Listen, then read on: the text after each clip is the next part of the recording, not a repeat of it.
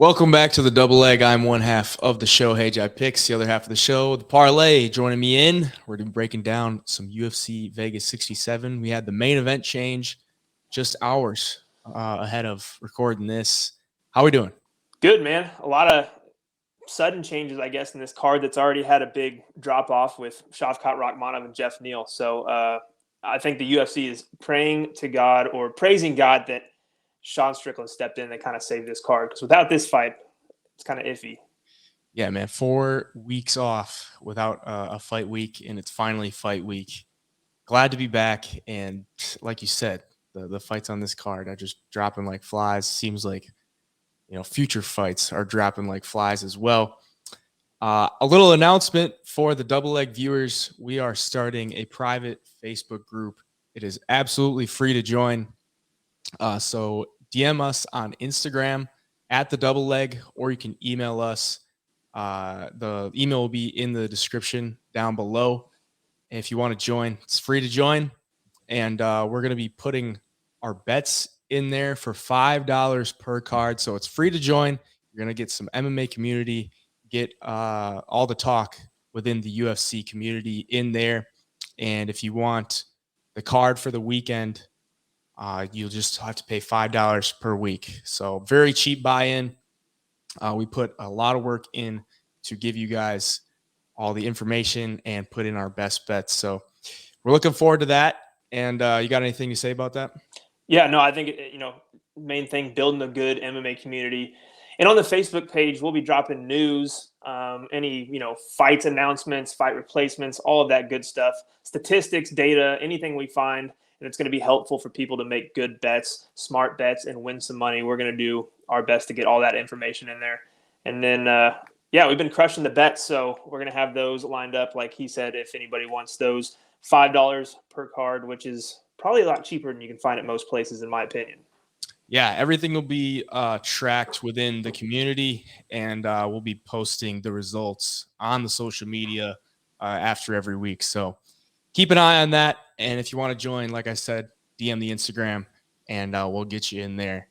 And if you want to buy the card for this weekend, just send us an Instagram DM in there, or you can contact us through the Facebook group once you're in there. But right now, we will be getting into the UFC Vegas 67, starting off with the main event change. Sean Strickland stepping in for Kelvin Gastelum to face Nasruddin Imavov. The line right now is pretty much even, and I think Sean Strickland is just a very slight favorite.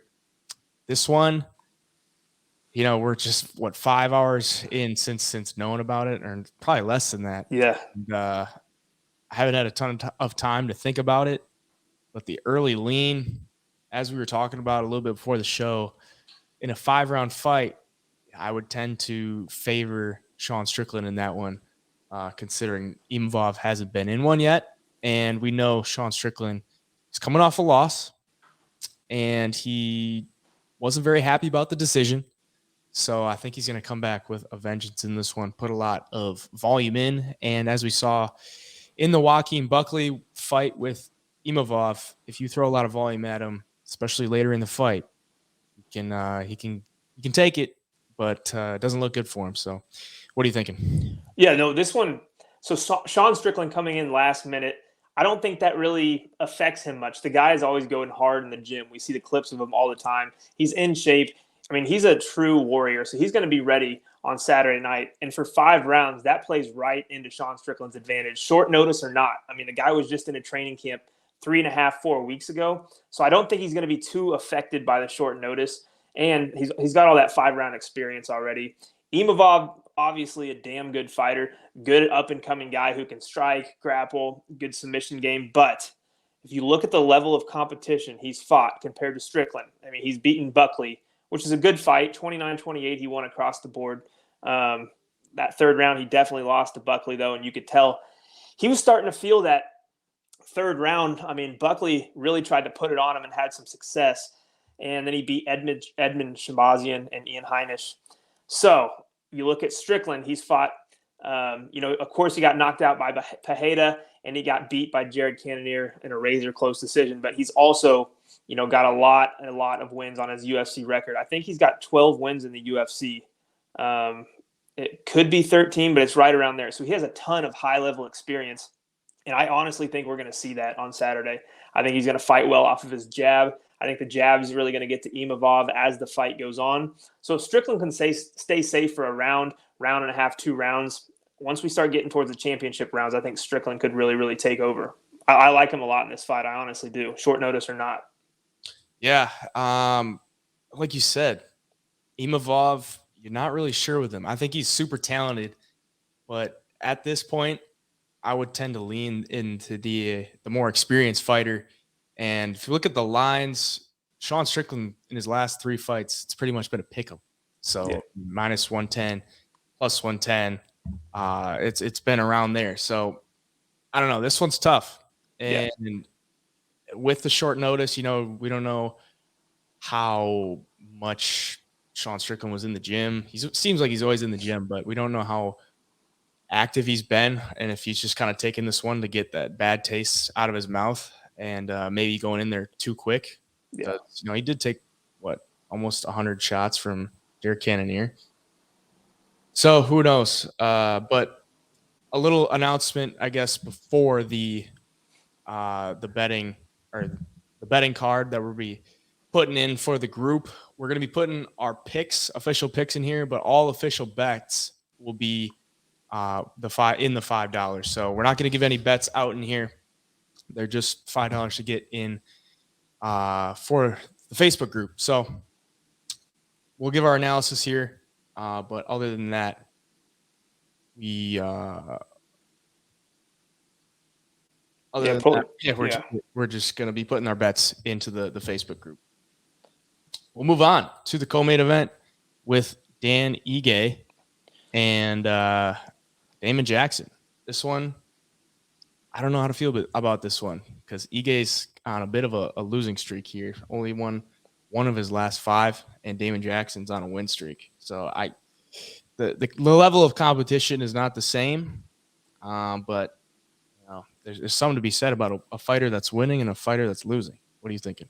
Yeah, no, this is a super tough one because you got 2 guys who are kind of at opposite stages of their career. You got Damon Jackson, who's on this, 4-fight win streak now. He's kind of climbing up. And you got Dan Ige, who's fought the who's who and is on a 3-fight losing streak. But it's almost like they kind of meet in the middle. You got Dan Ige, who's super skilled, but he's fighting guys like Josh Emmett, who's going to be fighting for an interim title. And then you got Jackson, who's just slowly climbing the ladder and fighting guys that are better and better each time. So I think they're going to meet right in the middle. I think the odds for this are right on at almost pick 'em. But I like Dan Ige here. I really do. I've watched Damon Jackson, and the striking's unorthodox.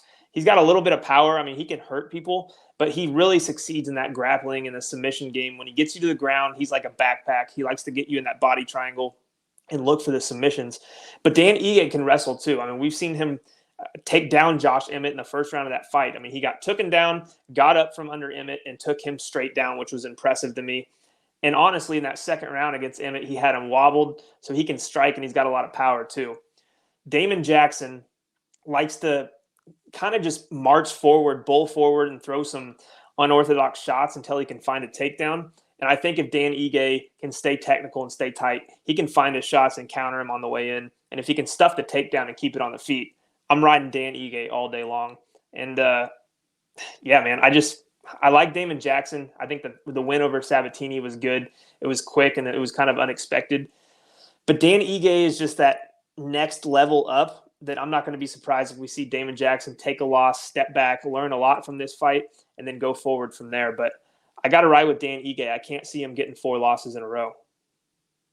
Yeah, I mean, I want to side with you, but I don't think I can. Like, Ige's level of competition has been so high, but I haven't liked the way he's performed either. I mean, he just hasn't really shown much. Maybe that's just his opponent's stuff and everything that he's throwing at him. But man, I'm gonna go with the hotter fighter in this one. In a pick'em, when I saw this fight, I thought the line would be a little bit more in favor of Damon Jackson just because of the recency of his fights getting the wins, and Dan Ige on a bit of a losing streak. So I'm going to go with Damon Jackson. I think he does get it to the ground, and in a 3-round fight, I like that for Damon Jackson. Yeah, the last thing I will say, and my fourth and final reason why I'm going to take Dan Ige here is because his last 3 losses, obviously Masvidal, Evilov, Josh Emmett, and the Korean Zombie. But if you're Dan Ige and you take this 4th loss in a row, I mean, how much longer until the UFC just decides to cut ties? We see the UFC cutting guys off a lot sooner than they used to. It's a crowded division. It's a crowded, company and organization in general. So yeah, if he gets his 4th loss, I mean, this is almost do or die time for Dan Ige. I think he knows that, and I think he's got to go out and perform. And I'm just going to put my money behind him to do so. Well, he's got a new opportunity in PFL. Yeah. So, yeah. You never know. That's true. Maybe he throws it. Maybe he throws it. Maybe he throws it. Just like every fighter, they love to throw fights. Yeah. Every time. But this one is probably one of my, I want to say, more confident leans. Punahele, Soriano, and Roman Kopylov. I like Soriano in this one. I really do. I think his last performance looked really good. I know it was to the Mendonca, but his 2 losses, Maximov, that one doesn't age well. But Brendan Allen is respectable. And Kopylov, his last win was to Dulgarian. I don't put too much stock in that one. But for Punahele, super powerful. I mean, the guy he's 5'11", 185 pounds. So, he's got some power in there. It's going to be muscular. It's not going to be a taller, stringy bean kind of guy. But I just think he's the better overall fighter. Can push some wrestling in there. Roman Kopylov hasn't really shown any ground game that he wants to go to. He's more of a stand and banger kind of guy. But yeah, I'm going to go with Punahele Soriano in this one. I backed Kopylov in his last fight, and he cashed me out there. But in this one, I don't hate the line at -170 either. Punahele was a pretty big favorite against Dolce Lungambula. So give me Soriano. I'm actually on the same exact side as you here. In Kopylov's last fight with Alessio Dulgarian was on his way out. I mean, he had been beaten pretty badly in fights prior to that. Kopylov was supposed to win that. I mean, that would have been 3 losses in a row for him. And to Dulgarian, who, not the highest level anymore and is out of the UFC, I believe now. So that was a kind of a layup given to him by the UFC. But Soriano, here's exactly why I like him, is because of the power. If this thing stays on the feet, he's going to have the ability to end this fight at any second of all 3 rounds. And if he starts getting pieced up on the feet, he's got some wrestling in his arsenal too. He's actually a damn good wrestler. He doesn't always show it because I think he's fallen in love with that power a little bit. Yeah. But if worse comes to worse and he does start getting pieced up a little bit, he'll definitely have that to lean on. And if he can get the fight to the ground, I mean, the guy's as powerful as anybody in the division. And he's as strong as anybody. I think he could hold him down, steal rounds, and on the feet. I mean, it's just a matter of time before he connects. And if he connects right, it is good night, Kopylov. And so I'm here with you. I like Soriano in this one too. Yeah, of the few, closer lines on this fight card, it's probably one of the ones that I like the most. But this one is pretty much pick 'em. The women's MMA, Ketlin Vieira and Raquel Pennington. I don't know if you're in on the Instagram, but Tisha Torres and Raquel Pennington are having a kid. So Tisha Torres, she's got that kid coming. She's got something to fight for. And or Raquel Pennington got the kid coming and got something to fight for in this one. I think it's priced pretty fairly at a pick'em. Vieira coming off the win to Holly Holm, split decision. A lot of people thought that was a robbery. I don't know. I kind of go back and forth in that one. Like, she did a lot of cage control and just kind of didn't allow Holly Holm to throw anything at her and put her in places she didn't want to be, but she didn't do a ton of damage. Did get the win, and then a win over Miesha Tate a year ago. Raquel Pennington, 4-fight win streak. Her last loss was to Holly Holm almost 3 years ago. She's looked really good as of late. Seems like she's had a little bit of a rebirth to her career. Looked really good on the feet against Aspen Ladd. Aspen Ladd could not touch her at all. Yeah, this one I'm gonna go with Raquel Pennington. I think she can win it on the feet, and I think if Vieira tries to go for that cage control and goes for those takedowns, Pennington can stuff them. She's been in there with the best for a while, so give me Raquel Pennington. What are you thinking? Dude, I actually on the same side as you again here. Pennington is super tough too. I mean, she's a tough fighter to beat. If you're going to beat Raquel Pennington, you got to be on your A game at any level in the UFC. And then when you look at Ketlen Vieira, I mean, she's been in the UFC since 2016. I didn't realize that. I guess she didn't really start fighting any bigger names. She had Kat Zingano, 4 years ago, and then lost by TKO to Irene Aldana, and then beat Sijara Eubanks. But she beat Miesha Tate and Holly Holm as well by split. But, I mean, Miesha Tate, who's obviously towards the end of her career, she beat her. Holly Holm, questionable. But Raquel Pennington, man, I mean, I guess if you look at Ketlen's record, she's 13-2, but she's got a lot of close split decision wins. She could very well be 13-5, 13, or I guess go the other way. She could be 10-15, 9-6, something like that, very easily. But Raquel Pennington, I don't know. Let me look real quick.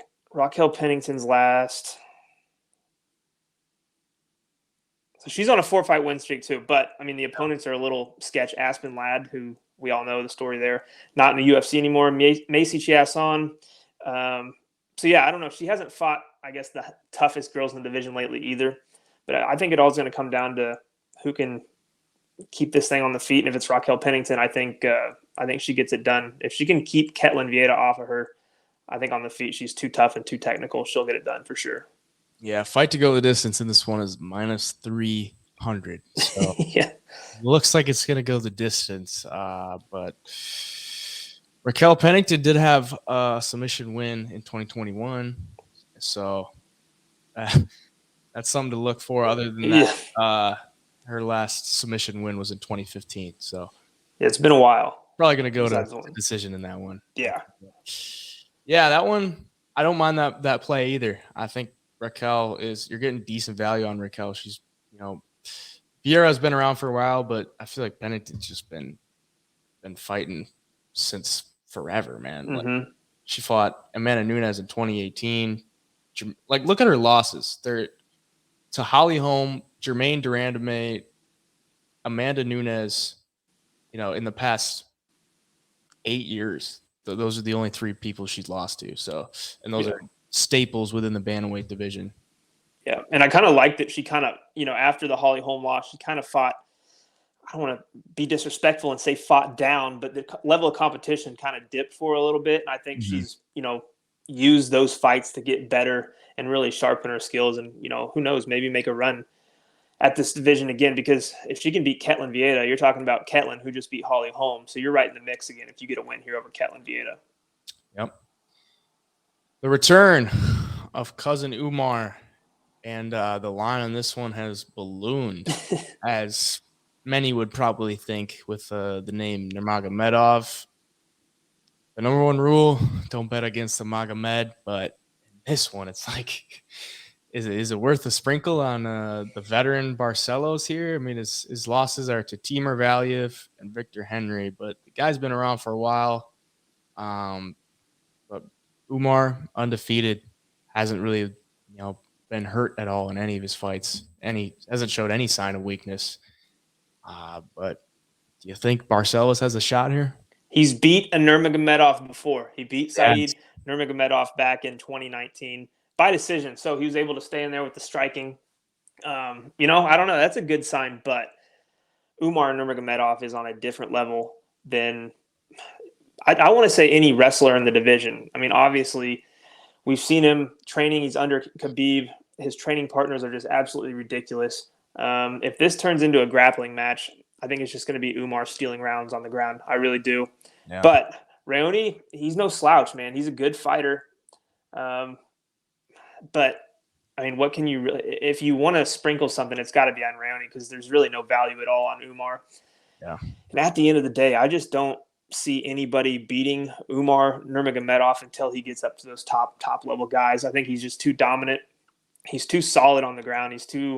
I mean, he can kickbox too. He's got decent striking. He's not a Super good he's strike. not a bum on the feet by any means. Yeah. And so you're going to have to beat him everywhere to beat him. And I don't think there's any chance that Raoni Barcelos does that here. Yeah, I wanted to give him a chance. Like you said, he's beaten Nurmagomedov before. If we look at the line on that one, it was pretty much a pick 'em. And this one is nowhere near that. So I think the books know that this one is probably going to go into the win column for the Nurmagomedovs. And, of course, he's going to want to avenge the name. He's going to want to avenge that loss. So give me Umar, and I don't see him losing anytime soon. Excited to see how he looks, though, if he just goes out there and starches him, because he didn't get a finish in his last win 4 months ago, or almost 5 months ago, against Nate Menes. His I don't know if it's his cousin, Ulanbekov, but he's somehow associated with Tagir Ulanbekov. Tagir finished him. So Umar, you got to get a finish. If you're a minus 600, minus 700 favorite, I would expect you to get a finish. And Barcelos, I don't think Barcelos has been finished, but if he goes out there and does it, he has. Barcelos got rear naked choked in 2014, so maybe that's a path to victory. Go choke him out, Umar. We'll see, though. This one could be some violence. I think so. Abdul Razak Alhassan and the Dana White Contender Series is going to be making his debut. Claudio Riberio. This dude is he's a character. Claudio, I don't know if you remember him from the Contender Series, but dancing and everything, and had that wild knockout within the first 10 seconds. Oh, sick knockout too. I mean, if I remember right, he just spun into it, didn't he? He kind of turned his back, spun, and caught him with the hook on the way out. Yeah, it was crazy. It was crazy. And he's coming in this one pretty much a pick 'em. He's a slight dog against a veteran, Abdul Razak Alhassan. His last fight was against Joaquin Buckley, lost the split decision. A close one. He showed some improvements on the ground in that one. But 37 years old for Alhassan and 30 years old for Riberio, making his debut. At this price, I don't necessarily like taking guys making their debut, but I think the value's on Riberio. I mean, younger fighter. He's powerful as they come. I like the under in this one, the under 1.5. I think the line on that is not out yet, but the fight to not go the distance is minus 600. So I would assume that number is probably going to be pretty juiced for the under. But yeah, give me Riberio, first round finish in majority of his fights. So what are you thinking? Someone's getting knocked out here. That's what I'm thinking for this one. The one thing that does make me a little bit nervous about Riberio is, the technicality. Is he going to be able to get away with being a little bit wild in the UFC at this level? I mean, Abdul Alhassan has been around a while. He's got power as well. He's going to be a little bit more technical. And you've seen a little bit of grappling out of him too, which makes me think he's going to have the advantage here. So we really haven't seen that out of Claudio. Claudio's style's kind of been go in there, get the knockout, put hands to face, and just, fight that style and get the wins. But I got to go with Alhassan here. I think the experience factor is going to play a part. He's fought some decent guys in the UFC. He's been in the UFC for 6 years now. When I watched Riberio, up until that knockout, which was it was fast, but you could tell, I mean, just, I don't want to say stiff on the feet, but just a little, I don't know if it was, it doesn't look exactly. Yeah. I don't know if he's a little nervous. I mean, that's a huge stage. That's any fighter going on the Contender Series, that's the fight of their life. So I don't know if nerves played a part or what, but I think Abdul Alhassan is going to look better on the feet. And I think Claudio obviously has a chance to knock anybody out, but I'm going to go with the guy who's more technical, the guy who's been around a lot longer, and that's Abdul Alhassan. Yeah, going off what you're saying about Riberio, he looks like an athlete that it just doesn't look super coordinated, but is just so strong and so explosive that, he's been able to get away with it.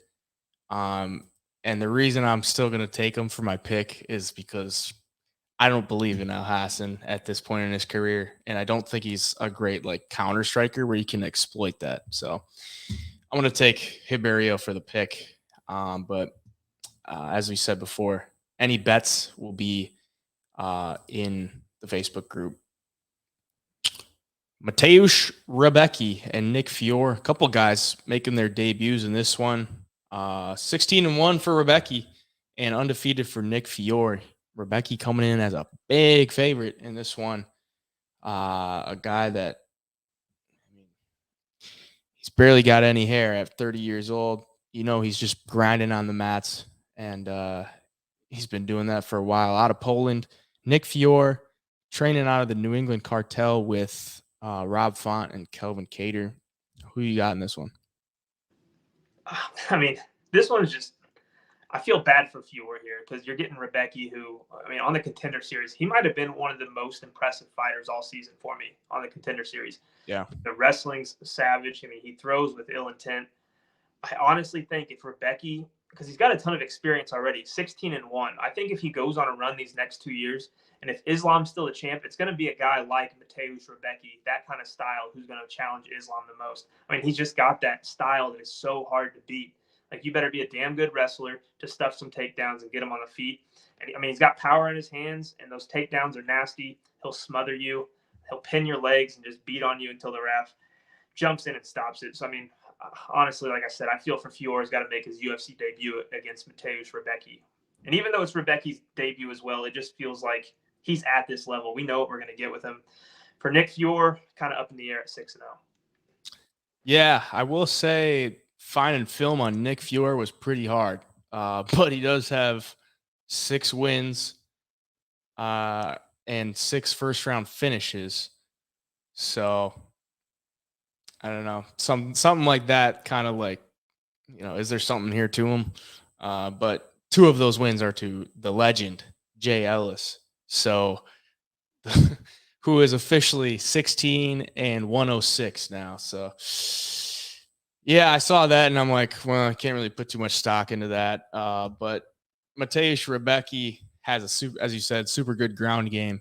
So I'd probably expect this fight to hit the ground. I don't think Nick Fiore is probably going to catch him with anything on the ground if it does hit that way. So yeah, give me Rebecki, but at that price, it's like, is it even playable? Maybe look for a submission line or something like that. But we'll move on to Mateusz Mendonca and Javid Basharat.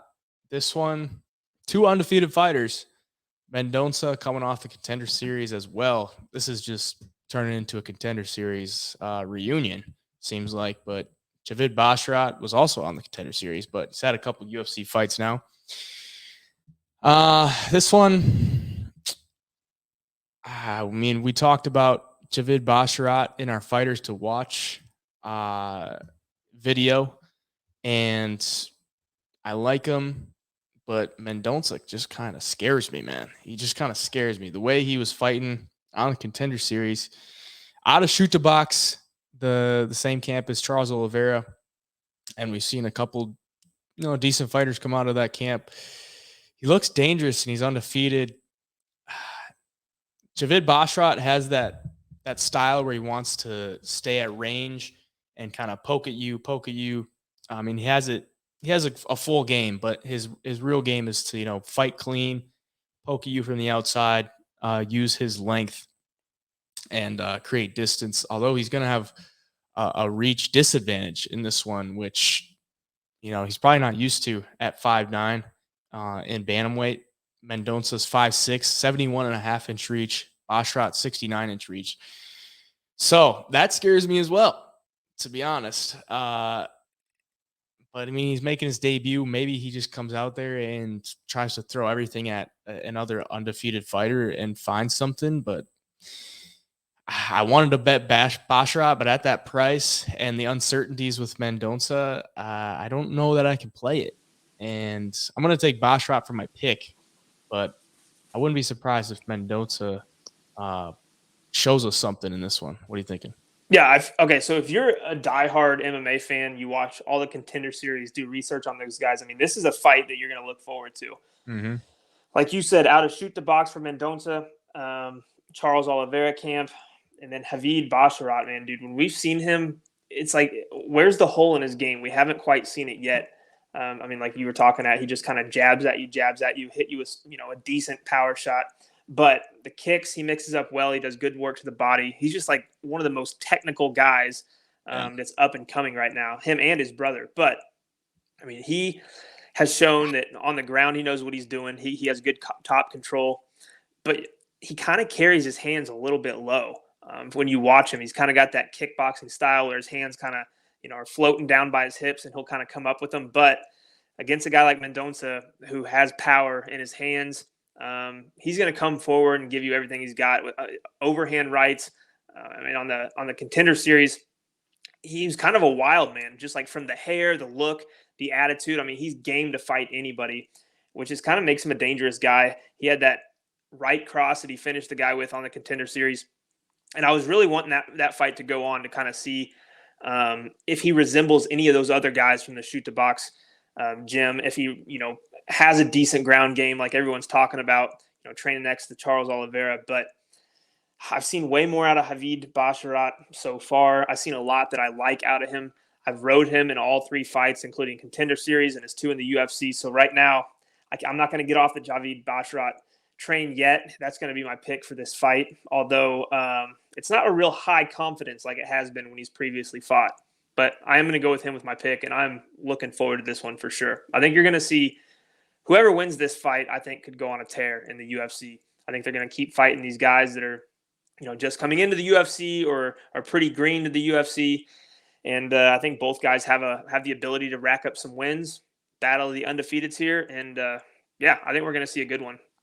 Yeah, that shoot the box style where you just kind of walk them down and always keep pressure on your opponent with Mendonca doing that could be a recipe to get the win against Basharat, who, likes to stay at distance and everything like that. So that scares me. But yeah, I'm going with Basharat for the pick. Not super high confidence level on that one. Another shoot to box fighter here, Alhassan Nascimento. Kind of weird that they're putting the shoot to box fighters on the Apex card when we got a Brazil card coming up in a week or 2 weeks or so. Fighting Carlos Hernandez, who is 8-1. His win against Altamirano, split decision in his debut. And Alhassan Nascimento has been off for 6 months. Last one was to Jake Hadley. And losses to Tagir Ulanbekov, Holly and Paiva, and a win over who is that? Who knows? But Alhassan Nascimento, big favorite in this one. I think he wins this one pretty easily. But at the price, I don't know if I can get behind it. What do you think? Yeah, no, I agree. I think so. What I've noticed out of Nascimento is he's got legitimate Brazilian jiu-jitsu. I mean, what you would expect coming out of that camp training with guys like Charles, he's got it.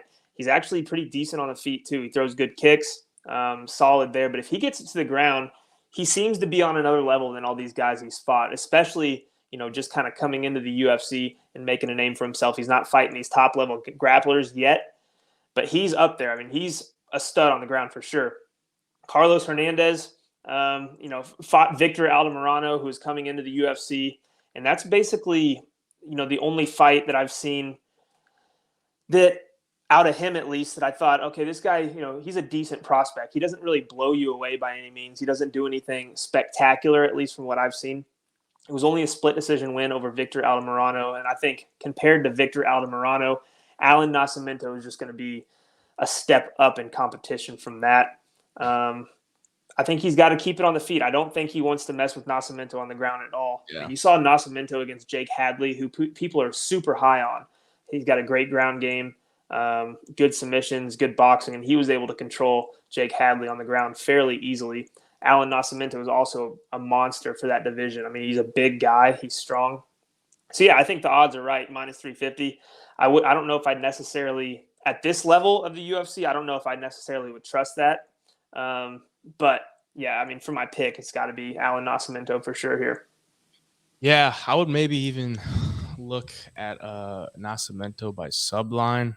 None of the lines are really out yet for the props, but keep that in mind if it's a decent number. Maybe playing that, but yeah, give me Nascimento in that one. Should win, but as I said, price is a little sketch. This one, Daniel Argueta and Isaac Dulgarian, another fighter making his debut. Argueta made his debut this past summer and got the loss to Damon Jackson, but put up a fight, man. If I remember correctly, he was a pretty big underdog in that one, and the Damon Jackson by subline was like, I think it was like minus 110, and everybody was on it because he had been subbing his past opponents, and Argueta went in there and battled to a decision loss and lost a lot of people money. So he's a dog. He's going to go out there. He's pretty big favorite in this one. I don't know if I could get behind that price. Again, it's like you're laying heavy chalk on guys that have a fight or two in the UFC against like guys making their debuts. It's really greasy stuff if we're talking, UFC fights. But I'm going to go with Argueta. I think he's probably just better all around. He showed he's not going to, he can battle with Damon Jackson on the ground. He can probably battle with Isaac Dulgarian, although Dulgarian has showed has a good ground game. I mean, he's had two round one submissions. All of his wins come in the first round. 2 round one submissions, 3 round one KO/TKOs. Training out of Glory MMA, though, so that's a red flag as far as that goes. Where is he training now? Because if you're associated with the gym, you can't fight. So Tapology hasn't updated anything. Who knows what he's up to? But yeah, give me Daniel Argueta once again. Just a line that's probably not playable. What about you? Yeah, I mean, if Damon Jackson couldn't submit Daniel Argueta, I don't think Isaac Dulgarian is going to. If I'm being honest, Dulgarian only 5-0, not much experience here, but not much experience from Daniel Argueta either. But Argueta has fought like Ricky Tercios on the Ultimate Fighter. He's been through the Ultimate Fighter show. More experience. It's kind of one of those fights, though, that if there is going to be a big upset, it could be a fight like this, just because, I mean, you just don't know at this level at times. There's just haven't seen enough of either guy. I've obviously seen more of Daniel Argueta. I've seen some stuff I like out of him, too. The ability to survive against Damon Jackson on the ground tells me that he's got a solid defense on the ground at least. I think striking-wise, though, he's got some power. We've seen him hurt people, get on top, use his ground and pound, kind of control from the top and get some wins that way as well. He also does have a submission game. He's got plenty on his record. So overall, I just think he's going to be too defensively sound to get submitted. I think he's got a submission threat, and on the feet, he's a threat as well, at least more than Isaac Dulgarian is going to be. So, yeah, for my pick, I got to go with Daniel Argueta here too. All right, moving on. Jimmy Flick and Charles Johnson. Charles Johnson filling in for Jeff Molina. And then he fought, it says 2 days ago, but that's definitely wrong. Fought in November, I believe it was. Jimmy Flick coming off damn near 2 years off. Last fight was against Cody Durden, got the win. He's a big underdog in this one. Charles Johnson, a big favorite. He showed a lot in that Makayev fight, even though it was a loss, that he was, able to fight off one of the flyweight's best prospects. So I guess he gained some respect there with the books.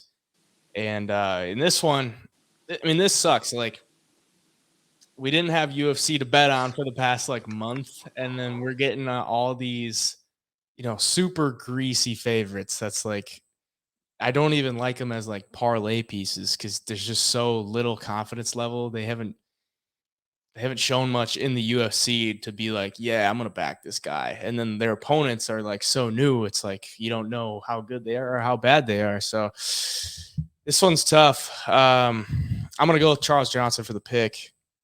I think he wins, but Jimmy Flick, it's been off for a long time. Who knows? He might have made a lot of improvements. And in the UFC, that win against Cody Turden was a flying triangle submission win. So, yeah, that was. I don't want to. I watched it. It wasn't even that like slick. It was like just kind of caught himself in that position and went for it and got it. But he's slick on the ground, so I don't know. I would think that if Makayev can't submit you, Jimmy Flick's not going to submit you. And Charles Johnson, not great takedown defense, but great ability to get back to his feet and good wrestling in general. So give me Charles Johnson once again. It's just not super confident in it. I think you kind of hit it on the head. I mean, if Muhammad Makayev can't go out there and submit Charles Johnson, I really don't think Jimmy Flick, the up and coming guy, is gonna be able to go out there and submit him either. So, at this price, though, Charles Johnson being this big of a favorite, two guys who are new in their career in the UFC. Jimmy Flick is dangerous, though. I mean, even though Makayev couldn't submit Charles Johnson, I mean, Jimmy Flick might be more of a submission artist than Makayev. Makayev's more wrestling and try to dominate you. Jimmy Flick is slick. So at this price, man, I'm just not comfortable on Charles Johnson either. He's obviously going to be who I think is going to win the fight. I think he's the better all-around fighter as far as, he can defensive grapple pretty well like we saw against Makayev, and his striking is going to be better than Jimmy Flick. But there's always that submission threat on a guy like Flick, which would make me nervous taking, a money line on Charles Johnson at this price. I think you got to look for a prop somewhere in this fight when they come out for sure, or sprinkle something on Jimmy Flick by submission, something super, super small, because it's, the likelihood of him finding it's not great. But at the same time, it's just one of those fights, man. It's hard to get a read on when we haven't seen as much out of either guy. Yeah, that one.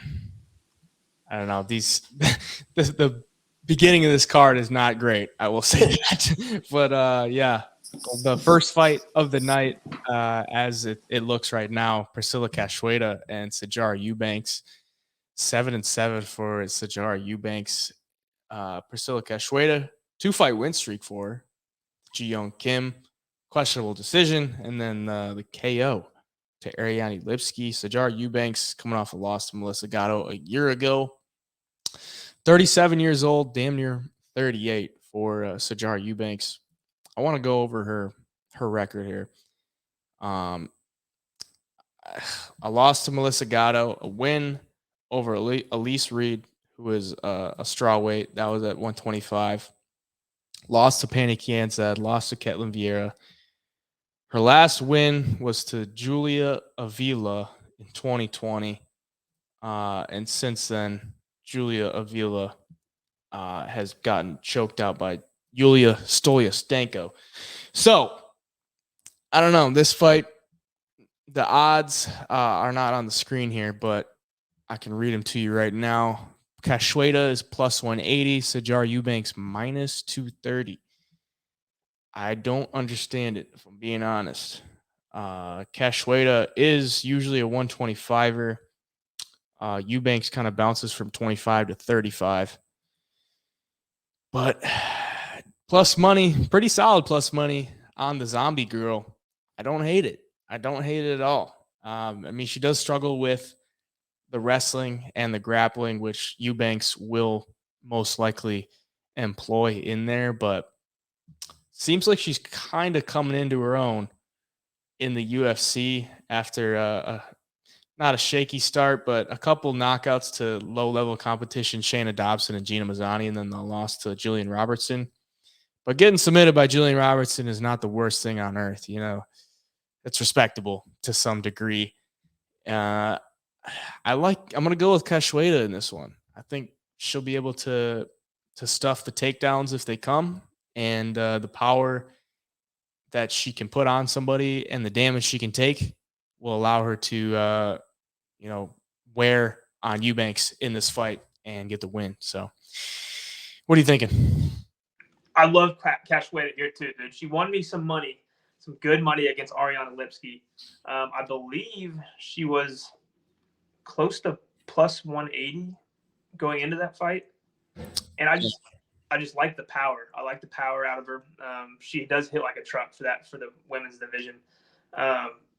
Like you said, she is going to have to be a little weary about the wrestling because if Shara Eubanks can take her down, she'll steal rounds from her for sure. But Shara, we've seen her get tired in the past. I mean, like dead tired, hands on the knees type going into the third round.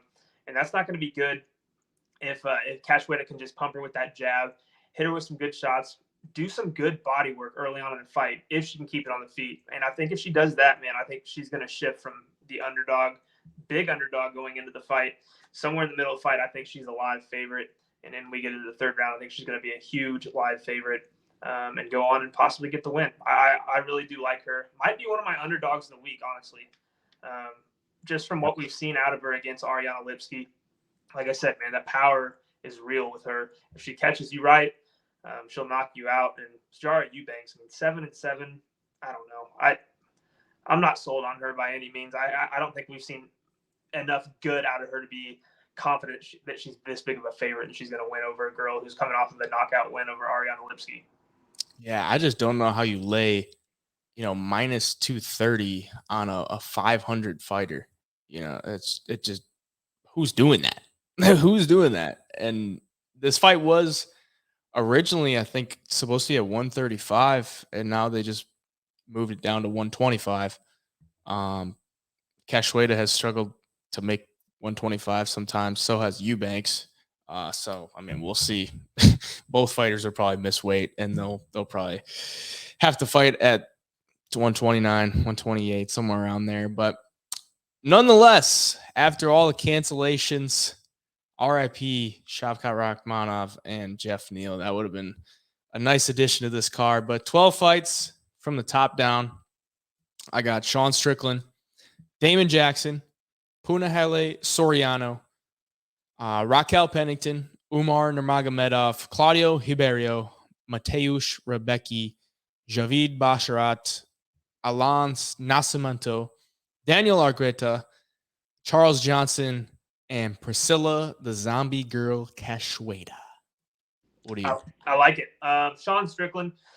It's gonna be a risky play, but I just like him in this spot. I'm gonna go with Dan Ige over Damon Jackson.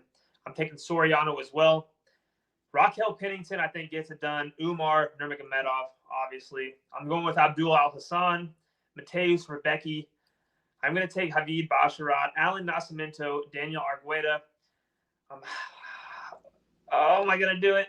Let's say Jimmy Flick and Priscilla Cachoeira. Woo! Going with the Flickster. Hey, if you get that, that's a good call. Yeah, but, I'm going with the sub. I'm going with it. All right. You're going to have to sprinkle on that. But once again, at the Double Egg on all the social medias, you can find our clips there. And if you're watching here on YouTube, please leave a like, subscription, and a comment down below. If you want to join our group, our MMA community, send us a DM at the Double Egg on Instagram, or email is in the description. All that'll be in the description nonetheless. It's free to join. All of our bets will be placed in there. We'll try to do it, a couple hours.